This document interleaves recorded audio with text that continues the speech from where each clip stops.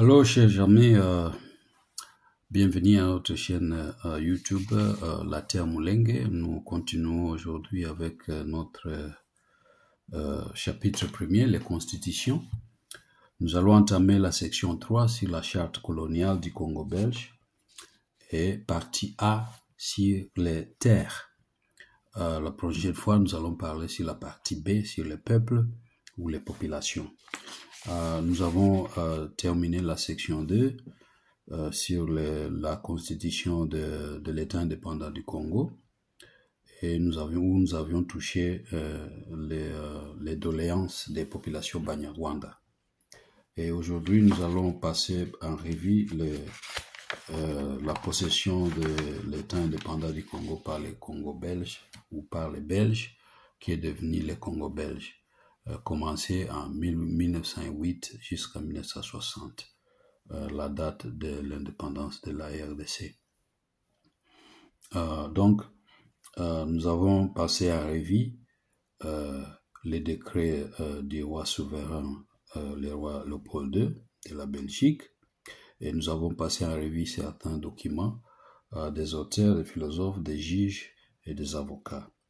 Et nous allons peut-être aujourd'hui reprendre certaines citations juste pour réfléchir notre mémoire.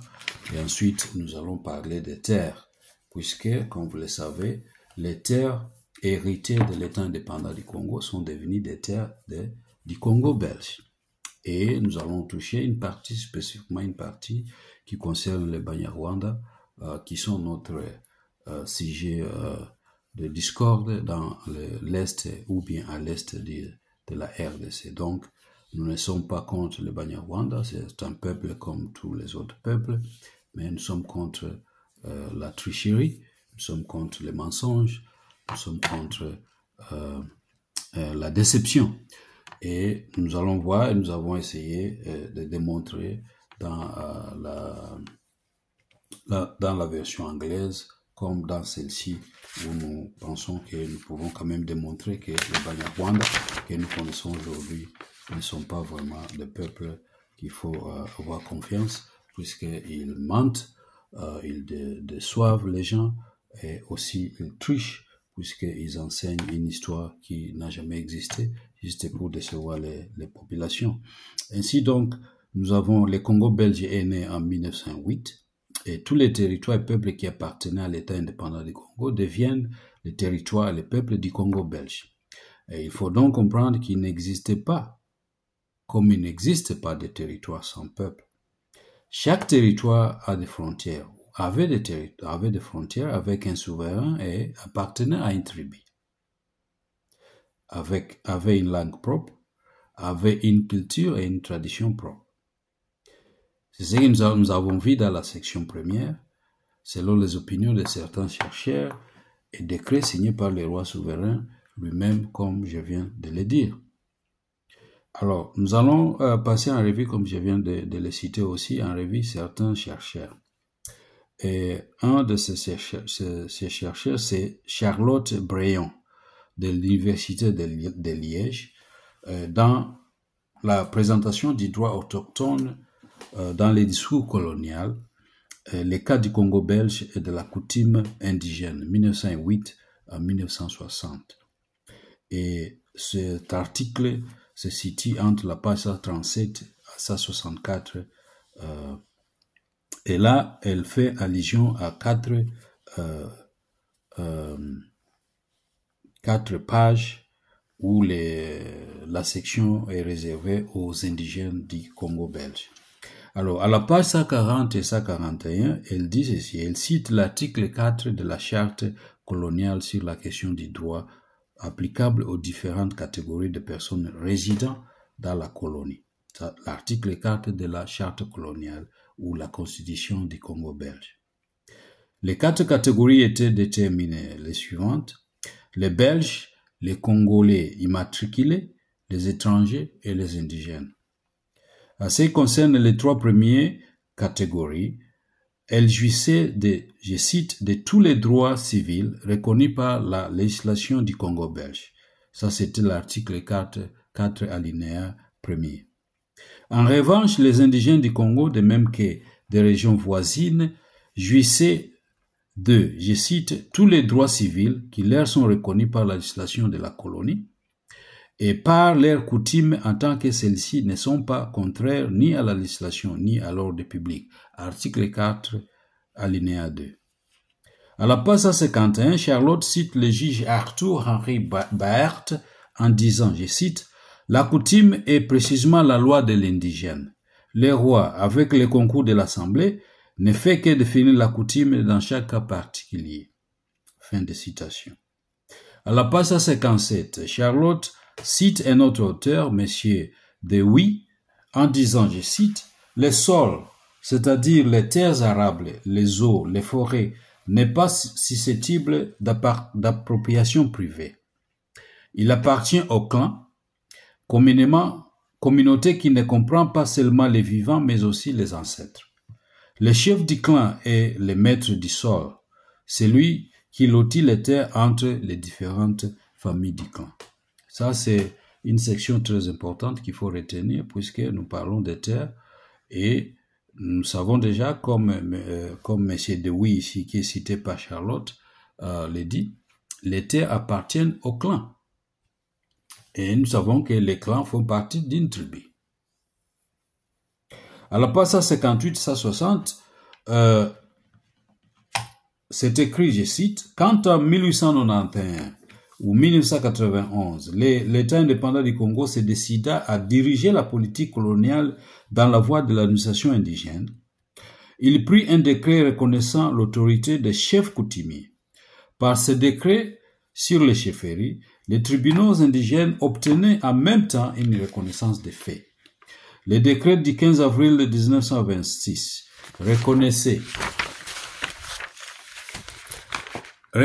comme tribunaux indigènes 1. Les tribunaux de chefferie, 2. Les tribunaux de secteur, 3. Les tribunaux de centre et 4. Les tribunaux des territoires.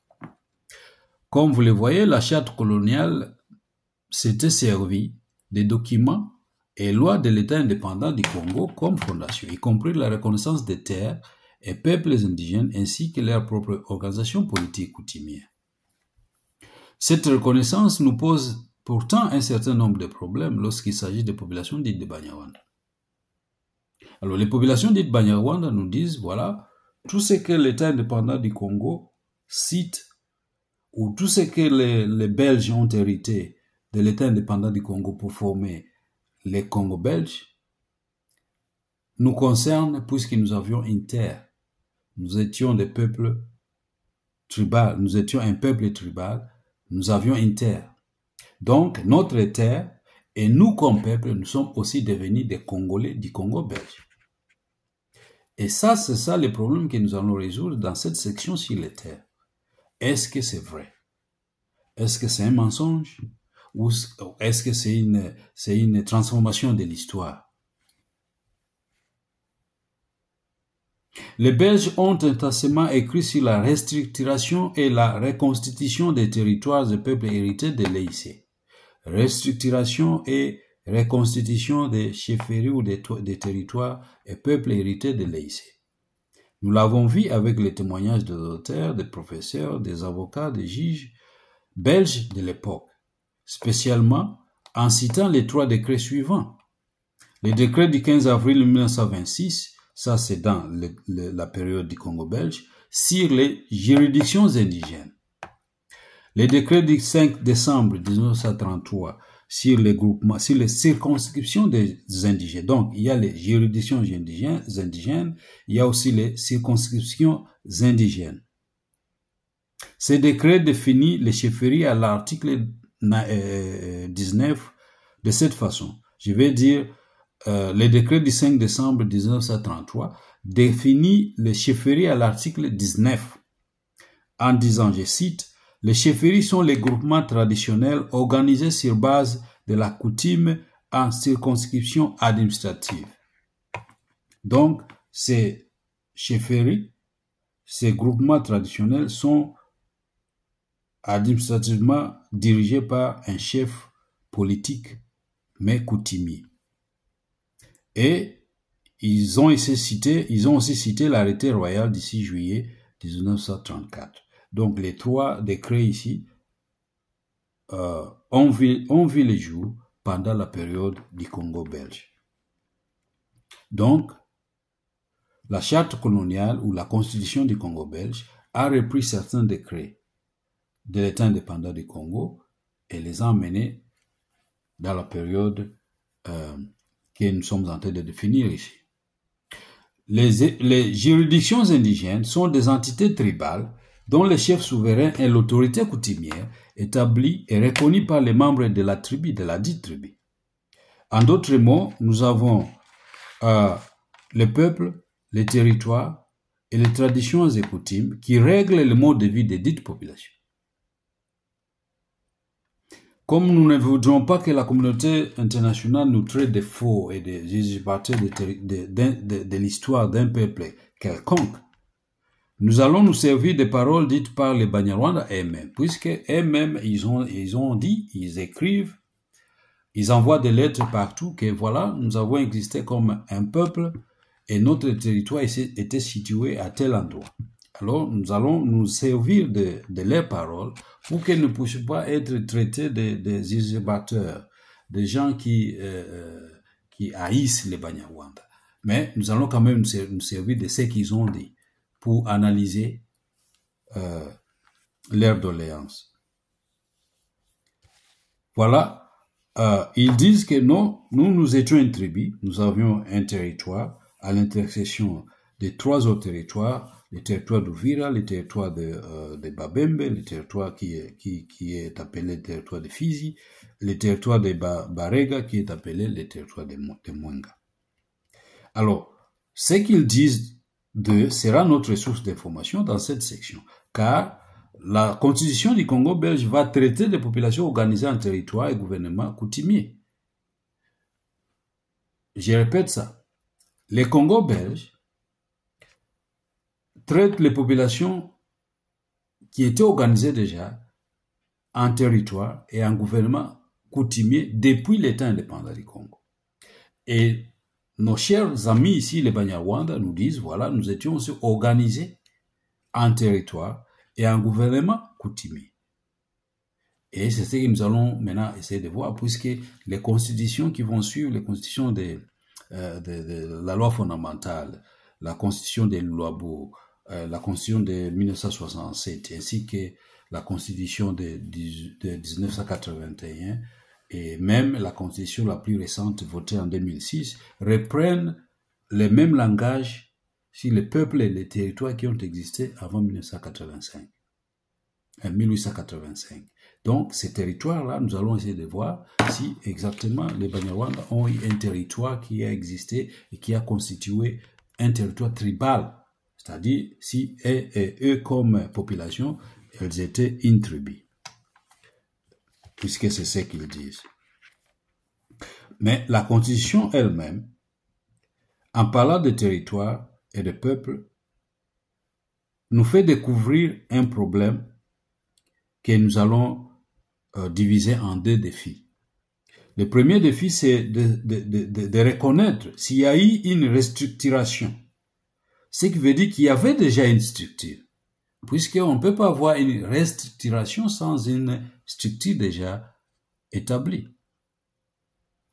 Cette structure, les Banyarwanda nous disent qu'elle consistait en un espace géographique à l'intersection des 3 autres territoires. Et ce territoire prend naissance à partir de 1804. L'État indépendant est né en 1885, donc 80 ans plus tard, l'État indépendant est né et leur territoire est né en 1804, selon les écrits et les paroles de M. Dr Taniki. Et leur population venue du Rwanda, du Burundi, de la Tanzanie viennent, s'installent et créent ou établissent ce territoire-là à l'intérieur ou à l'intersection des 3 autres. La question que nous allons essayer maintenant de répondre, c'est de savoir quel sera l'état des relations entre les Belges, qui sont devenus des nouveaux maîtres, et les nouveaux maîtres du territoire devenus Congo-Belge, et les tribus, qui, nous le savons, vivaient comme des entités indépendantes. Les Bafuliru vivaient comme une entité indépendante. Les Babembe vivaient comme une entité indépendante. Puisque les Bafoulis c'est une tribu, les Bavira c'est une tribu, les Babembe c'est une tribu, les Barega c'est une tribu. Ainsi maintenant nous allons voir si les populations qui sont venues du Rwanda, du Burundi et de la Tanzanie, en se fusionnant, si les territoires de l'État indépendant ou si les territoires qui étaient à l'est de ce qui est devenu le Congo belge constituaient une tribu. Parce que d'abord ils viennent de 3 endroits différents, mais nous ne savons pas, même si on les étudie, nous suivons ce qu'ils ont dit. Ils disent qu'ils sont venus, leurs ancêtres sont venus de ces 3 territoires-là, mais ils sont venus comme qui? Comme un seul peuple ou comme 3 différents peuples? Et voilà, les 3 peuples se fusionnent pour former une tribu. Or, nous savons, selon l'histoire, qu'elle soit anthropologique ou sociologique, une tribu ne peut pas avoir un ancêtre commun. L'ancêtre de Baluba n'est pas l'ancêtre de Banande. Les 2 tribus ne peuvent pas avoir un ancêtre commun. C'est que nous soupçonnons que ce sont les mêmes peuples. Ils sont venus comme Banyarwanda, mais avançons d'abord. Alors la question à laquelle nous butons, c'est la même question que M. André Dumont avait posée. Dans son article intitulé « Le gouvernement du Congo belge et les institutions indigènes », publié dans le journal de l'Institut africain international, volume 14, numéro D, d'avril 1943, la charte coloniale qui jouait le rôle d'une constitution devait répondre à une question importante, celle de savoir, je cite, « Dans les premiers contacts qui s'établissent entre les colonisateurs et les colonisés, la question la plus importante est de définir les principes selon lesquels seront régies leurs futures relations. Dominer les populations indigènes afin de les amener à une assimilation complète, ou bien les laisser s'administrer elles-mêmes selon leurs ancestrales traditions vers une condition meilleure. » Ça, c'était la question que M. Dumont avait posée, et à laquelle nous sommes aussi confrontés, et nous allons essayer de voir si nous serons en mesure de la répondre. S'agissant des indigènes, les populations sont regroupées en tribus. Mais les Banyarwanda nous disent que voilà, nous étions et nous sommes une tribu. Et quel est le nom de ces tribus? Ils disent, le nom de ces tribus c'est Banyamulenge. Mais ils sont venus comme un peuple, ils ne nous disent pas comment est-ce qu'ils sont venus, comment est-ce qu'ils s'appelaient, mais au moins ils nous disent qu'ils sont venus de 3 endroits différents, Rwanda, Burundi, Tanzanie. Si nous suivons ce raisonnement, ça veut dire qu'ils sont venus comme 3 peuples différents. Mais arrivés sur les sols congolais, ils deviennent une tribu. Et selon eux, ils appellent cette tribu Banyamulenge. Mais nous savons que la tribu Banyamulenge n'existe pas puisqu'il n'existe pas un peuple Munyamulenge. Il n'existe pas et il n'existera pas. Tant que les populations traditionnelles indigènes congolais d'origine, les Bavira, les Babembe, les Bafuliro et les Bashi, et toutes ces populations-là indigènes à la frontière, à l'est de la RDC existent. Il n'existera pas une population Banyamulenge puisque c'est une usurpation d'un héritage ancestral d'un autre peuple, et ces peuples-là ne sont pas prêts pour s'engager dans cette histoire frauduleuse, je vais dire. Ainsi donc, Dr Freddy Taniki nous dit que nous étions une tribu. Et quand il a parlé de ça, il était accompagné de ses 2 sœurs, Angélique Ntabara de Winnipeg au Canada et Princesse Nabintu Kabaya de New York. Alors Taniki a dit ceci, je cite, « Les Banyarwanda vivent à l'est du Congo. Notre tribu vit sur les hauts plateaux, haute altitude, à environ 100 km de la frontière avec le Burundi et le Rwanda. Les Banyamulenge étaient établis dans la province du Sud Kivu à l'est du Congo à partir de 1804 en différents mouvements. 1804, 1820 et plus tard en 1870, principalement ces mouvements étaient motivés par la recherche de pâturage pour les bétails. Donc, voilà ce qui vient de leur bouche. Ils disent que leurs grands-pères sont venus, non pas comme conquérants, mais comme des chercheurs, des immigrants à la recherche de bons pâturages pour leur bétail. Si nous comprenons très bien, ils arrivent sur un territoire, sur des territoires ou sur le sol qui est déjà occupé par d'autres peuples. Parce que quand vous venez avec des bétails, ça veut dire que vous quittez un autre territoire, là où les bétails étaient déjà existaient, et nous savons que ces bétails existaient au Rwanda. Ils ont traversé la rivière Rusizi, le lac Kivu et le lac Tanganyika, la frontière naturelle entre l'État, l'Est africain allemand et l'État indépendant du Congo. Ils arrivent dans un territoire déjà occupé. Mais par une magie quelconque, ils s'établissent à l'intersection de ces trois territoires. Mais au moins, dans leur documents ici, ils nous disent qu'ils sont venus à la recherche des pâturages pour leur bétail. Donc, ils ne sont pas venus comme peuple conquérant. Puisque pour établir un territoire, vous devez conquérir les peuples qui sont sur la terre. Les chasser, les conquérir comme ils ont fait au Rwanda. Mais ils n'ont pas conquis les peuples qu'ils ont trouvés sur le terrain, puisqu'ils sont venus avec leur bétail. Et nous avons des recherches, nous avons des écrits qui confirment que quand ils sont arrivés, ils étaient reçus par les rois souverains qui existaient sur les terres. Peut-être pour corroborer ce que je viens de dire en français, je vais lire ce que Taniki a dit en anglais. Il a dit ceci, je cite. The Banyamulenge live in Eastern Congo. Our tribe live on high plateau, very high altitude, about 150 kilometers to the border with Burundi and Rwanda.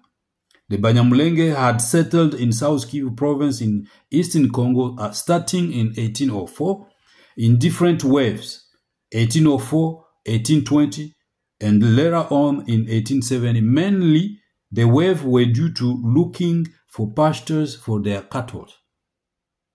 Voilà encore, ils sont venus à la recherche de pâturages. Donc, ils ne sont pas venus comme peuple conquérant. Alors, qu'est-ce que cette histoire nous enseigne? En 1804, les royaumes du Rwanda et du Burundi existent déjà, avec chacun une frontière, un roi et un système politique bien déterminé.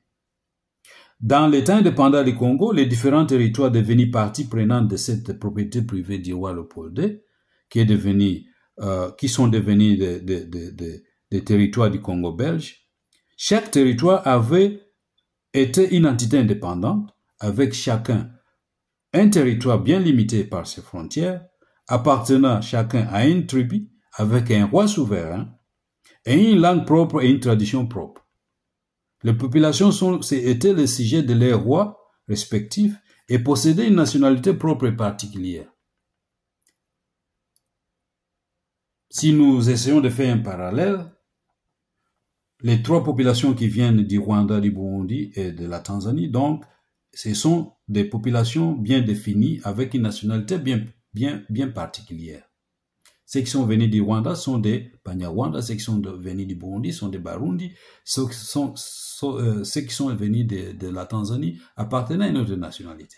Et nous, à l'est du Congo, les terres et populations qui sont devenues partie prenante du Congo belge étaient des peuples indépendants, des entités indépendantes, avec une nationalité propre, avec une tribu propre, avec une langue propre et tradition propre, puisque les Babembe ne parlaient pas les Kifulero, ou les Bashi ne parlaient pas les Kasaïens, ou les Bangu ne parlaient pas les Kirega. Donc chaque peuple avait était une tribu, avec une langue propre, avec une terre propre, avec une administration propre, dirigée par un roi souverain, un chef politique. Alors qu'au Rwanda, il y avait une seule entité, une seule tribu, les Banyarwanda. Au Congo, il y avait plusieurs nationalités ou plusieurs tribus qui sont devenues partie prenante du Congo belge. En 1804 comme en 1885 et 1890, il existait déjà une langue kinyarwanda et Kirundi comme il existait une langue propre dans chacune des populations annexées comme une unité congolaise. Quand la Belgique prend la possession de l'État indépendant du Congo en 1908, le Congo n'a pas une langue commune. Mais au Rwanda, il y a le Kinyarwanda et le Kirundi au Burundi. Quand la Belgique prend l'État indépendant du Congo, il n'y a pas une langue commune qu'on appelle le Congo. À la même date, 1908, il existe déjà une langue commune qui s'appelle Kinyarwanda pour le peuple du Rwanda et Kirundi pour le peuple du Burundi. Mais au Congo, il n'existe pas une langue qui s'appelle Congo. Plutôt, il existe des langues et des nationalités particulières coutumières ou ethniques. Alors, depuis 1908, les territoires ou royaumes de l'Est du Congo sont restés presque les mêmes en ce qui concerne leur géographie politique, à part quelques modifications mineures. Mais voilà le Banyarwanda qui, selon Dr Kimonyi, le territoire sans nom qui se trouve à l'intersection des trois autres, est aujourd'hui défini comme, je vais vous dire maintenant, je vais citer une page de mon livre. Si vous avez acheté mon livre à la page 52, vous allez voir que en 2008, il y avait une conférence qui était organisée par les Banyarwanda et ils avaient défini cette terre, la même terre que nous sommes en train de définir ici, la même terre dont que Dr Kaniki nous dit qu'elle a existé depuis 1908. À l'intersection des territoires de Babembe, des territoires de Bavira, des territoires de Bafulero. Voilà maintenant, en 2008, ils se retrouvent à Fizi pour une conférence d'ordre religieux. Voici, ils définissent Mulenge, puisqu'ils disent que cette terre maintenant aujourd'hui, qui s'appelle Mulenge, avait les dimensions suivantes. Je vais vous lire ce qu'ils ont dit. En anglais, ils disent Mulenge is located behind the high plateau, the range of mountain Mitumba. Geographically, Mulenge is limited from the east by the Ruzizi Valley and Lake Tanganyika. From the west by equatorial forest of Itombwe and Lulenge community. From the north by the Luwinja community and from the south by Nganja community. Mulenge is approximately 300 kilometers in length and 250,000 in population. Alors, si je peux traduire ça en français, ça va lire ceci. Mulenge est situé derrière les hauts plateaux, la range, les monts Mitumba. Géographiquement, Mulenge est limité à l'est par la rivière Ruzizi et le lac Tanganyika, à l'ouest par la forêt équatoriale de l'Itombwe et de la communauté Lulenge, au nord par la communauté Luwinja, et au sud par la communauté Nganja. Ça c'est au Fizi. Mulenge est approximativement 300 km de superficie et compte 250 000 populations. Voilà maintenant un territoire qui était établi, construit à l'intersection des trois autres territoires. Maintenant, elle comprend maintenant toute la région de l'Est au sud du territoire de Walungu, le territoire qui appartient au Bashi. Donc, à partir de la frontière avec les Bashi jusqu'à la frontière avec la province de Kalemi, toute cette partie-là jusqu'à la frontière, jusqu'à la forêt équatoriale, maintenant les Banyarwanda définissent ça comme, c'est ça leur terre. Et ils veulent que nous, les Congolais d'origine, qu'on accepte que cette terre-là, c'est ça la terre qu'ils avaient établie en 1804. Une terre qui touche la forêt équatoriale, touche les lacs Tanganyika, les lacs Kivu et la rivière Ruzizi. Ça veut dire les populations autochtones, Bavira, Babembe, Barega, Banyindu et Bafulero, tous sont englobés, engloutis dans le territoire de Banyarwanda actuel. Donc, si nous devons définir la terre de Banyarwanda aujourd'hui, ou Mulenge comme ils le disent, puisque les terres traditionnelles constituent aussi le peuple. D'ailleurs, comme ils aiment citer la Bible, ils disent qu'ils sont les Juifs de l'Afrique, comme dans l'histoire des Juifs, les territoires correspondaient au peuple, et eux aussi ils disent que puisque Mulenge est un territoire, donc le peuple de Mulenge, ça s'appelle Banyamulenge. Ce qui n'est pas vrai. Et voilà même, il vient maintenant de définir un territoire avec une géographie qui englobe les autres populations traditionnelles qui ont existé avant eux. Puisqu'ils sont venus avec leur bétail en 1908, mais en 1908, les populations autochtones, Bavira, Bafulero, Babembe, Barega, existaient déjà sur les territoires avec leurs limitations géographiques, avec une administration bien définie, coutumière, et avec un chef souverain qui se succédait du père au fils. Les dates sont là. La chronologie royale existe. Que nous allons présenter dans la partie B. Et si vous voulez que je vous dise qui était dans cette conférence, peut-être nous reviendrons plus tard sur ça. Mais voilà la définition des Mulenge aujourd'hui. Et ça, c'est un appel pour tous les politiciens congolais, les étudiants congolais, les filles comme les garçons. Partout où vous êtes, voilà la définition de la terre que les Banyarwanda aujourd'hui, de la classe sociale, tous y réclament que leur terre touche la forêt équatoriale jusqu'au lac Tanganyika, la rivière Ruziji, le lac Kivu. Or, cette limite-là, c'est une limite naturelle entre l'État indépendant du Congo et l'État l'Est africain allemand défini en 1910.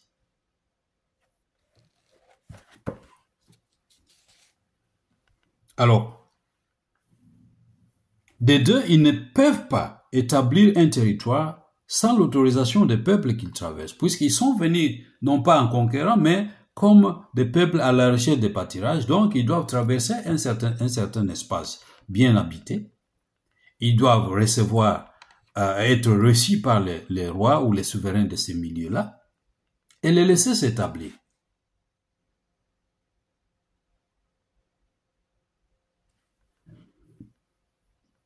Donc, nous excluons toute possibilité qu'ils ont créé un territoire. Ce territoire-là n'existe pas. C'est pourquoi quand nous allons étudier les constitutions de la première, la deuxième et la troisième république, nous allons voir que toutes ces trois républiques-là font référence aux territoires et peuples qui ont existé avant 1885. Et ces territoires n'ont jamais changé. Il y a eu certaines modifications, bien sûr, mais il existe toujours les territoires des Bashi. Aujourd'hui, le gouvernement congolais peut changer, peut faire des décentralisations ou créer des cités, des villes, mais ces territoires existent toujours.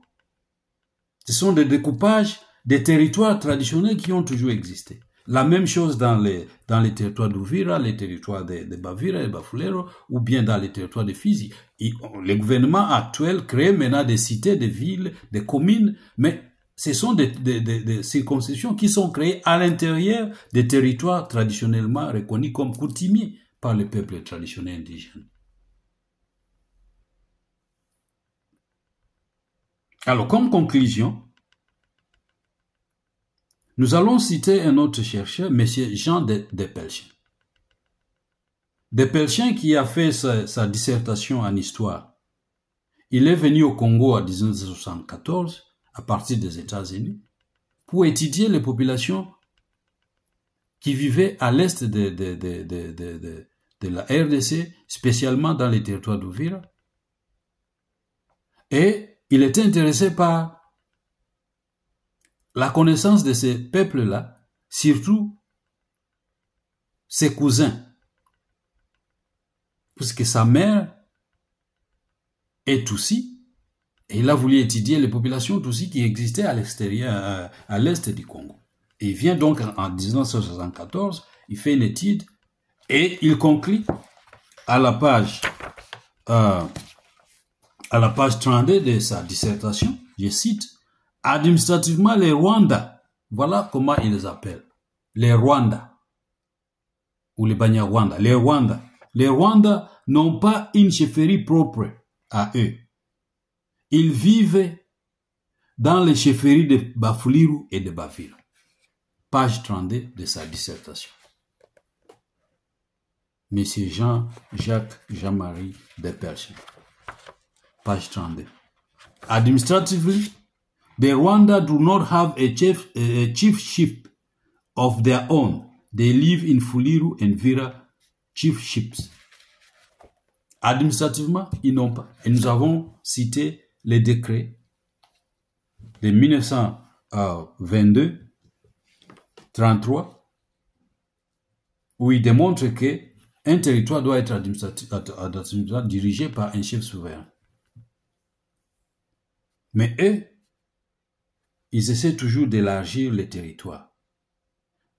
C'est pourquoi quand les gens parlent qu'il y a un projet de découpage territorial, un projet hégémonique de Banyarwanda, de la classe sociale Tutsi ou Hima, ils ont raison. Pourquoi? Puisque un territoire créé à l'intersection des trois autres ne peut pas devenir, ne peut pas avoir des dimensions actuelles comme on les présente aujourd'hui.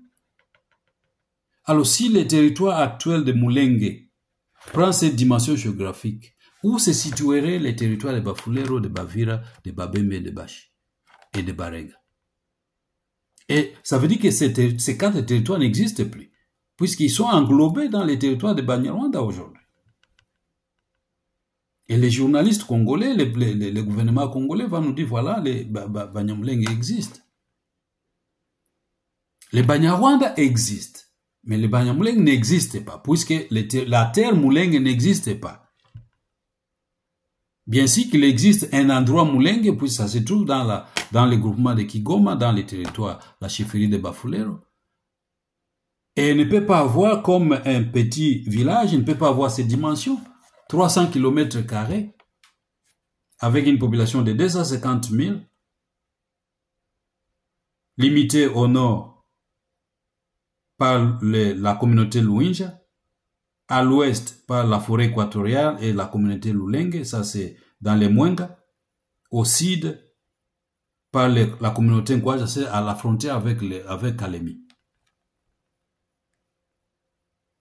Il faut vraiment être naïf et fou pour comprendre et accepter ce genre d'histoire. Et c'est ça, c'est que les Banyarwanda sont en train de vendre à l'extérieur. Ils frappent sur toutes les portes des États étrangers.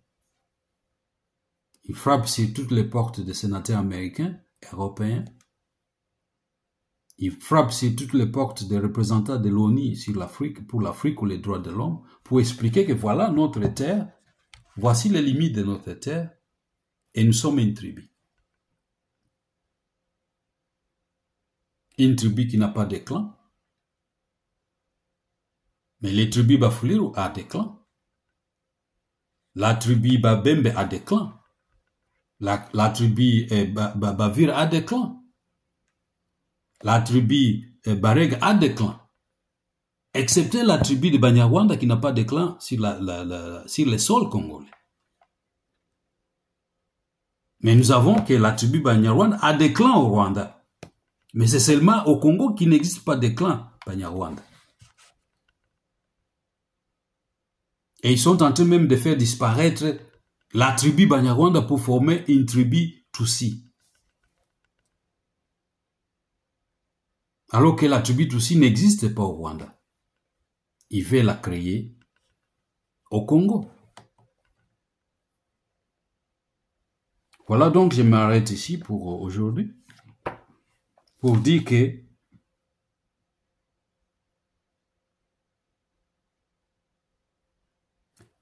comme l'a expliqué M. Desperchen, les Banyarwanda étaient établis sur les terres de Bafuliru, les terres de Babembe, les terres de Bavira, les terres de Barega,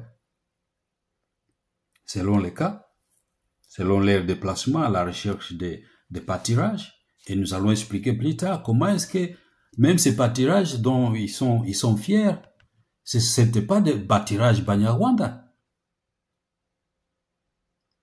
Combien était-il pour traverser de longues distances avec des bétails?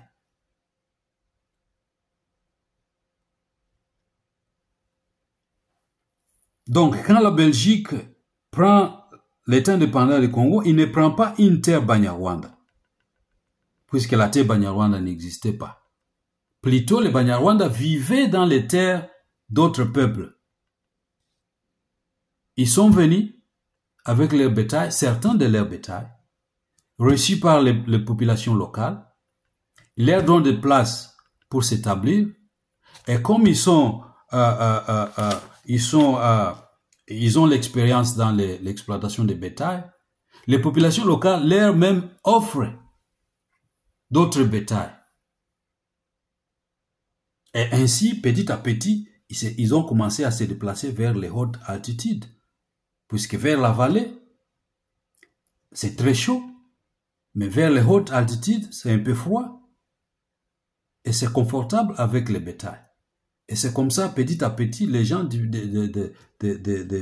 moyennes altitudes et de la vallée ont commencé à perdre leur bétail, puisque les Banyarwanda, qui étaient des éleveurs, commençaient à monter dans les hautes altitudes. Mais aujourd'hui, ils nous disent que cette terre-là commence par la forêt équatoriale jusqu'à la rivière Ruzizi et le lac Tanganyika. Et vous voulez accepter ça. Messieurs l'Américain, messieurs les Canadiens, madame la Canadienne ou madame l'Américaine ou messieurs l'Européen, madame l'Européenne, vous voulez accepter ça? Qu'un territoire créé à l'intersection des trois autres territoires devenu maintenant un espace géographique aux considérations d'un pays. Qui peut accepter ça? Personne ne peut accepter ça. D'ailleurs, nous savons même que quand le gouvernement, puisqu'il y avait une dispute entre l'État indépendant du Congo, c'est-à-dire les rois des Belges, et M. Bismarck, le chancelier des Allemands, il s'est disputé le territoire qui est devenu le Rwanda-Urundi. Pourquoi? Puisqu'il n'y avait personne personne n'avait jamais traversé dans les royaumes du Rwanda. Personne. L'explorateur Stanley Morton n'a jamais mis ses pieds dans les royaumes du Rwanda. Speke et son ami n'ont jamais mis leurs pieds. Et ils sont entrés dans les environs. C'était 1855. 30 ans avant Stanley. Ils n'ont jamais mis les pieds sur le territoire du royaume du Rwanda. Donc, le territoire du Rwanda, qui était confié à l'Allemagne en 1885, n'avait jamais été exploré, n'avait jamais été... On ne connaissait pas, c'était une terre inconnue. Donc, les Belges et les Allemands se disputaient ce territoire-là. Jusqu'à ce qu'ils ont conclu en 1910 que non, on va considérer la frontière naturelle, les lacs Tanganyika, les lacs Kivu et la rivière Ruzizi. Mais déjà en 1885, comme en 1804, les populations, les terres existaient déjà au Rwanda et les populations étaient déjà des Banyarwanda. Alors quand ils ont commencé à quitter, ils quittaient comme sujet du roi du Rwanda, sujet du roi du Burundi. Même ceux qui sont venus du Rwanda, ceux qui sont venus de la Tanzanie, ce sont des Banyarwanda qui avaient fui les incursions d'autres royaumes pour se retrouver sur les sols congolais. Et M. Desperchiens, comme M. Georges, établissent la vérité sur eux. qu'un grand nombre de migrants ou des immigrants Banyarwanda sont arrivés pendant la période du règne de M. Rwabugiri, 1865 à 1895. Donc, nous nous arrêtons ici. Nous allons continuer la prochaine fois et nous allons parler des populations. Nous allons voir comment, si ces populations vraiment constituaient une tribu. Voilà, nous venons de démontrer que les populations qui ont vécu sur une terre, ce n'était pas une terre politique, politiquement administrée par un roi souverain, puisqu'il n'existe pas un roi Munyarwanda, puisqu'un roi Munyarwanda qui a vécu en 1804 devait avoir des successeurs. Il n'y a pas de succession des rois Banyarwanda sur le Congo. Au nord Kivu, nous avons encore des communautés de Tutsi et de Hutus. Mais au sud Kivu, il n'existe pas de communautés de Hutus. Or, les communautés de Hutus et de Batutsi, ce ne sont pas des tribus, ce sont des classes sociales.